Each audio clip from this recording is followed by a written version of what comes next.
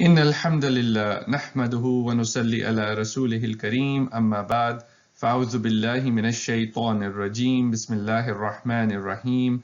Welcome to Quran Page a Day. Today inshallah we will be collecting gems from Surat Al-Humazah, which is surah number 104 in the Noble Quran.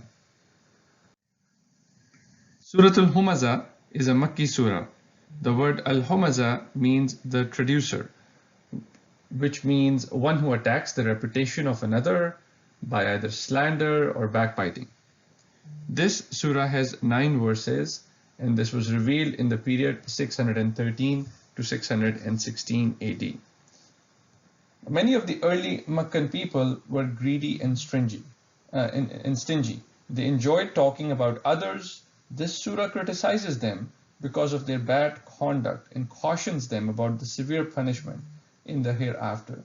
The surah also reminds us that if we behave badly, then we will face severe punishment on the day of judgment. So the theme of the surah is 3 grave sins and their punishment. Now let's find out what is in Surat Al-Humazah. In the first verse of Surat Al-Humazah, Allah subhanahu wa ta'ala is cursing those who commit 2 types of sins, Humazah and Lumazah. Humazah means to slander, Lumazah means to backbite.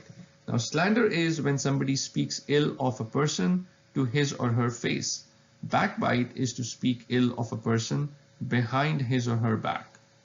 Both these sins are morally and socially obnoxious and deadly. The Quran and Sunnah have sounded a stern warning against these sins.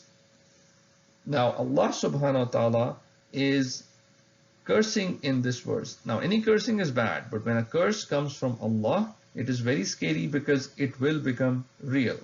Notice that the verse is not talking about only males or females, but everybody.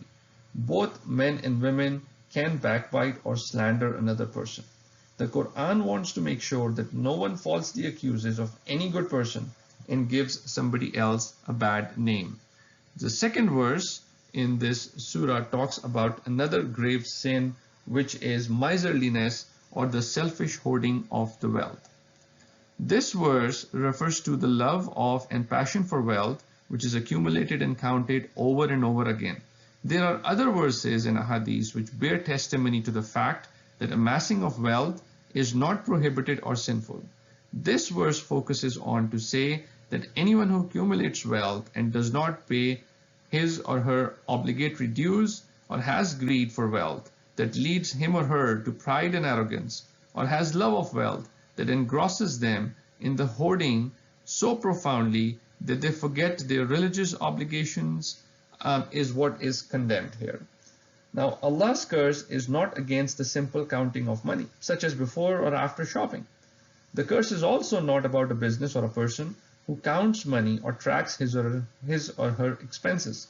The curse is for a wretched person who hoards money to feel the money will protect him. In the third verse, Allah subhanahu wa ta'ala talks about this reason for their miserliness. Hoarders are stingy because they believe their wealth will protect them in the future. They forget that only Allah subhanahu wa ta'ala can protect them from difficulties. Now when we spend money on a good cause and help others, Allah subhanahu wa ta'ala likes it. We should remember that Allah does not condemn wealth, but He condemns our fondness for collecting wealth and not spending it in a rightful manner. The selfish hoarder thinks that his wealth will make him live forever. He fails to understand that the opposite will happen,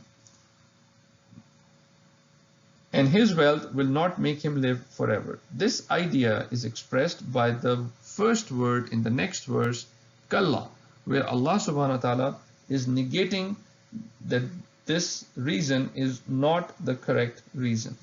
The word kalla opposes the miser's idea that his wealth will make him live forever. Allah subhanahu wa ta'ala is saying no, it will not make them immortal. Instead, such a person will surely be cast into al-hutama. Now in the verse number 5 is where Allah subhanahu wa ta'ala is asking this rhetorical question. So do you know what is al-hutama, or the crusher? In verse number 6, Allah subhanahu wa ta'ala then talks about what is this crusher? Now, nowhere in the Quran, Allah subhanahu wa ta'ala has used the verse, the fire of hell being called as the fire of Allah. Here, Allah subhanahu wa ta'ala is using these words to express its dreadfulness and also showing the wrath and contempt of Allah that will envelop somebody who becomes such a person and falls into one of these grave sins. Now Allah subhanahu wa ta'ala is saying in verse number 7 what this fire of Allah is going to do. Now the fire of hell will reach such a person's heart. The basic property of fire is to burn every particle of the thing that falls into it. When people are put into the hellfire, the fire will devour every limb and organ of the body until it reaches their heart. But such a person will not die. This characteristic of the hellfire is specially highlighted in the verse because the fire of this world kills the person even before it reaches their heart. However, the fire of the hell, on the other hand, will reach the heart in the state of life, and man will experience the torture of the burning of the heart while alive. In the next verse, Allah subhanahu wa ta'ala says that there is not going to be any escape.